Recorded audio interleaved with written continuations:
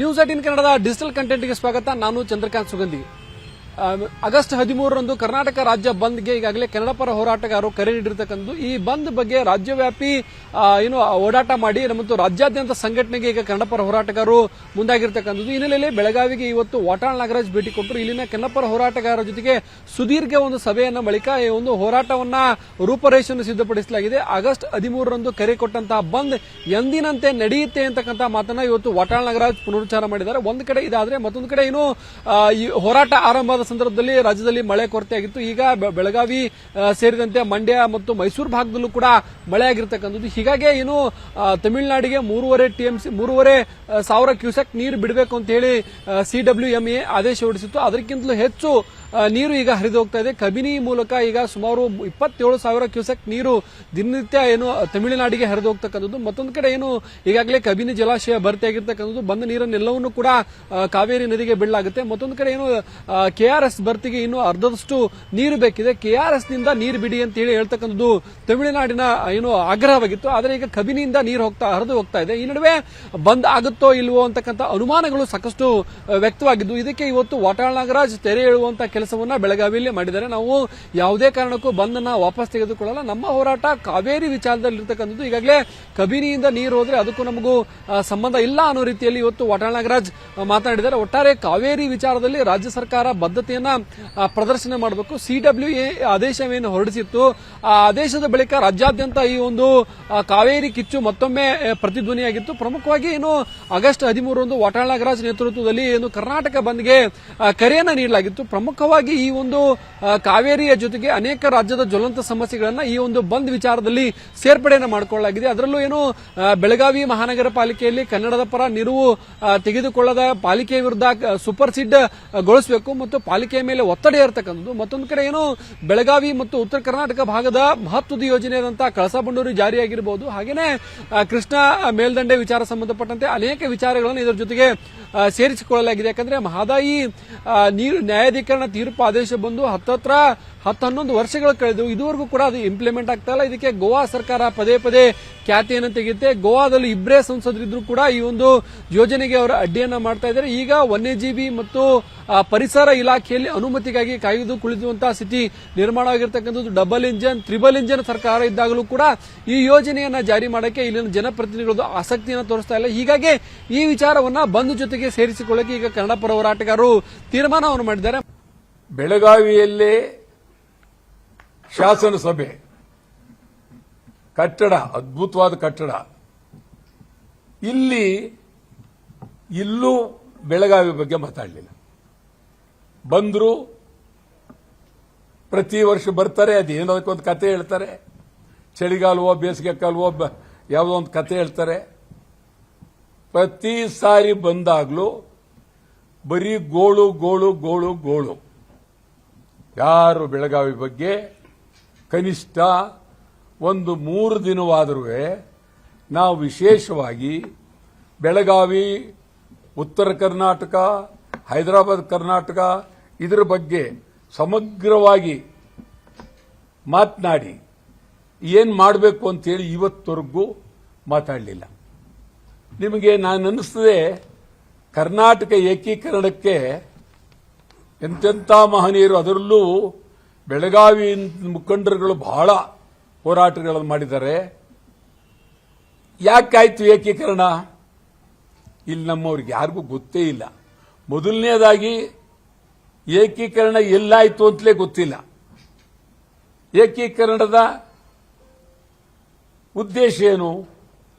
ಉತ್ತರ ಕರ್ನಾಟಕ, ಹೈದರಾಬಾದ್ ಕರ್ನಾಟಕ ಇವೆಲ್ಲ ಯಾಕೆ ಸೇರಿಸ್ಕೊಂಡ್ರಿ ನೀವು? ಸೇರಿಸ್ಕೊಂಡ ಮೇಲೆ ಅದ್ಭುತವಾಗಿ ಅವರಿಗೆ ಏನೇನು ಅನುಕೂಲಗಳು ಬೇಕು, ಬಹಳ ರೈತರಿಗೆ ಬೇಕಾದದ್ದು, ಜನಸಾಮಾನ್ಯರಿಗೆ ಬೇಕಾದದ್ದು, ವಿದ್ಯುತ್ ಶಕ್ತಿ, ರಸ್ತೆಗಳು, ನಿವೇಶನಗಳು, ಜಲಾಶಯಗಳು, ಇದ್ರ ಬಗ್ಗೆ ಬಹಳ ಪ್ರಾಮಾಣಿಕವಾದಂಥ ಚಿಂತನೆ ಆಗಲಿಲ್ಲ. ನಾನು ಇವಾಗ ಹೇಳ್ತೀನಿ, ಈ ಸರ್ಕಾರ ಯಾರೇ ಮುಖ್ಯಮಂತ್ರಿ ಇರಲಿ, DK ಶಿವಕುಮಾರ್ ಅವರೇ ಇರಲಿ, ಯಾರೇ ಇರಲಿ, ಒಂದು ಮುಂದಿನ ಅಧಿವೇಶನದಲ್ಲಿ ಉತ್ತರ ಕರ್ನಾಟಕ ಏನೇನು ಮಾಡಿದ್ದೀರಿ ಅಂತ ಹೇಳಿ ಒಂದು ಶ್ವೇತಪತ್ರವನ್ನ ಹೊರಡ್ರಿ. ಉತ್ತರ ಕರ್ನಾಟಕ ಬೆಳಗಾವಿಗೆ ಏನ್ ಮಾಡಿದ್ರಿ, ಬೆಳಗಾವಿ ಪರಿಸ್ಥಿತಿ ಏನಿತ್ತು, ಹಿಂದೆ ಏನಾಯಿತು, ಈಗೇನಾಗಿದೆ, ಕನ್ನಡಿಗರ ಪರಿಸ್ಥಿತಿ ಏನು ಹೇಳಿ. ಹುಬ್ಬಳ್ಳಿ ಧಾರವಾಡದ್ದು ಹೇಳಿ, ಹೈದರಾಬಾದ್ ಕರ್ನಾಟಕದ್ದು ಹೇಳಿ, ಬಿಜಾಪುರದ್ದು ಹೇಳಿ, ಗುಲ್ಬರ್ಗದ್ದು ಹೇಳಿ, ರಾಯಚೂರದ್ದು ಹೇಳಿ. ಇದೆಲ್ಲ ಉತ್ತರ ಕರ್ನಾಟಕದ್ದೇ ಒಂದು ವಿಶೇಷವಾಗಿ ಶ್ವೇತಪತ್ರವನ್ನು ನೀವು ಬಿಡುಗಡೆ ಮಾಡಿ. ಇದು ನಾನು ಉತ್ತರ ಕರ್ನಾಟಕ ಆ ಕಡೆ ದಕ್ಷಿಣ ಕರ್ನಾಟಕ ಅಂತ ಹೇಳ್ತಾ ಇಲ್ಲ. ನನ್ನ ದೃಷ್ಟಿಯಲ್ಲಿ ಅಖಂಡ ಕರ್ನಾಟಕ ನಂಬುದು. ಆದರೆ ನಾವು ಇವರನ್ನ ಹೊರಗೆ ಕುಣಿಸಿ ನಾವು ತಿಂಡಿ ತಿಂತಿದ್ರೆ ಸರಿಯಲ್ಲ. ಅದು ನಾವು ನೀವೆಲ್ಲ ಒಟ್ಟಿಗೆ ತಿಂಡಿ ತಿನ್ನಬೇಕು. ಆ ಭಾವನೆ ನಮ್ಮಲ್ಲಿ ಬೆಳಿಬೇಕು.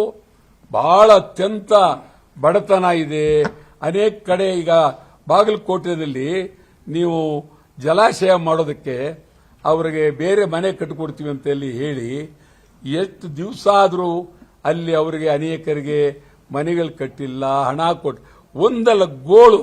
ಇದೊಂದೇ ಅಲ್ಲ, ನಿಮ್ಗೆ ಹೇಳ್ತೀನಿ. ಇವತ್ತು ನಿನ್ನೆ ರಾಯಚೂರಿನ ನನಗೆ ಫೋನ್ ಮಾಡಿದ್ರು. ಈ ಏಮ್ಸ್ ಹೋರಾಟ ಮಾಡ್ತಾ ಇದ್ದಾರೆ. ಏಮ್ಸ್ ಬೇಕು ಹೋರಾಟ. ಎಷ್ಟು ದಿವಸದ ಹೋರಾಟ ಅಂತ ತಿಳ್ಕೊಂಡಿರ್ಬೋದು. ನನಗೆ ಆಶ್ಚರ್ಯ ಆಗೋಯ್ತು. ನಾನು ಬಹಳ ಹೋರಾಟ ಮಾಡಿದ್ದೀನಿ. ಇದನ್ನು ಕೇಳಿ 4 ವರ್ಷಗಳಿಂದ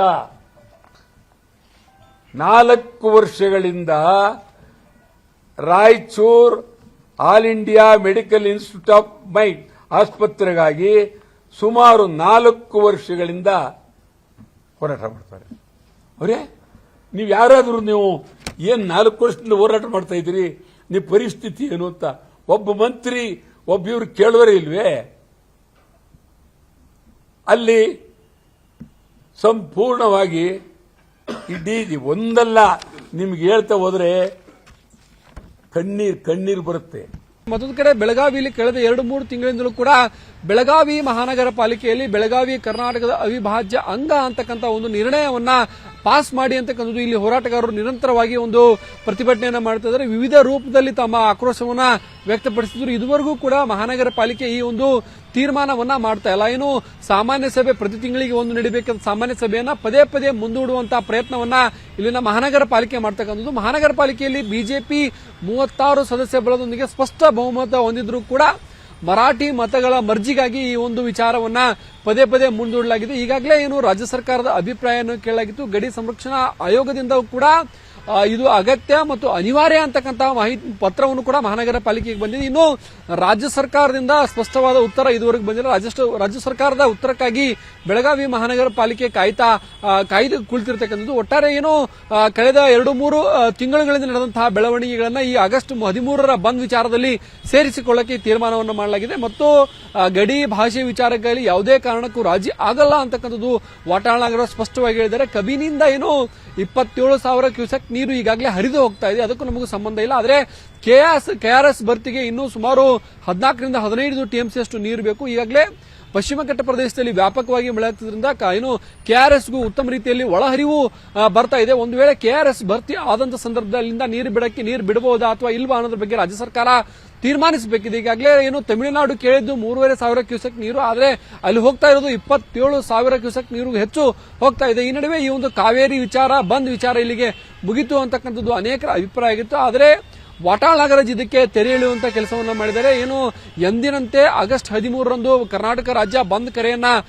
ಕೊಡ್ತೀವಿ. ರಾಜ್ಯ ಸರ್ಕಾರ ಈ ನಿಟ್ಟಿನಲ್ಲಿ ಸ್ಪಷ್ಟ ತೀರ್ಮಾನವನ್ನ ಮಾಡಬೇಕು. ಕೇವಲ ಕಾವೇರಿ ಅಷ್ಟೇ ಅಲ್ಲದೆ ಮಹದಾಯಿ ಕೃಷ್ಣಾ ವಿಚಾರದಲ್ಲೂ ಕೂಡ ರಾಜ್ಯ ಸರ್ಕಾರ ದಿಟ್ಟ ಹೆಜ್ಜೆ ಇಡಬೇಕು ಅಂತಕ್ಕಂಥ ಆಗ್ರಹವನ್ನು ಕೂಡ ವಾಟಾಳ್ ನಾಗರಾಜ್ ಮಾಡಿದ್ದಾರೆ. ವಾಟಾಳ್ ನಾಗರಾಜ್ ಇವತ್ತು ಬೆಳಗಾವಿಯ ಬಹುತೇಕ 10ಕ್ಕೂ ಹೆಚ್ಚು ಸಂಘಟನೆಗಳ ಜೊತೆಗೆ ಒಂದು ಮಹತ್ವದ ಸಭೆ ನಡೆಸಿ ಈ ಘೋಷಣೆಯನ್ನ ಮಾಡಿರ್ತಕ್ಕಂಥದ್ದು. ಮಹಾನಗರ ಪಾಲಿಕೆಯಲ್ಲಿ ಕನ್ನಡದ ಫಲ ನಿರ್ಣಯವನ್ನ ಮಾಡಬೇಕು ಅಂತಕ್ಕಂಥ ಆಗ್ರಹವೂ ಕೂಡ ಈ ಒಂದು ಆಗಸ್ಟ್ 13ರ ಬಂದ್ ವೇಳೆಯಲ್ಲಿ ಸೇರಿಸಿಕೊಳ್ಳಲಾಗಿದೆ. ನಿರ್ಭೀತ, ನಿಷ್ಪಕ್ಷಪಾತ, ವಿಶ್ವಾಸಾರ್ಹ ಸುದ್ದಿಗಳಿಗೆ ಹೆಸರಾಗಿರುವ ನ್ಯೂಸ್ 18 ಕನ್ನಡ ಈಗ ಆಪ್ನಲ್ಲೂ ಲಭ್ಯವಿದೆ. ದಯವಿಟ್ಟು ಇಲ್ಲಿರುವ QR ಕೋಡ್ನ ಸ್ಕ್ಯಾನ್ ಮಾಡಿಕೊಂಡು ಆಪ್ ಡೌನ್ಲೋಡ್ ಮಾಡೋದಕ್ಕೆ ಮರಿಬೇಡಿ. ನಿಮ್ಮ ಬೆಂಬಲ ಹೀಗೆ ಸದಾ ನಮ್ಮೊಂದಿಗಿರಲಿ. ಧನ್ಯವಾದ.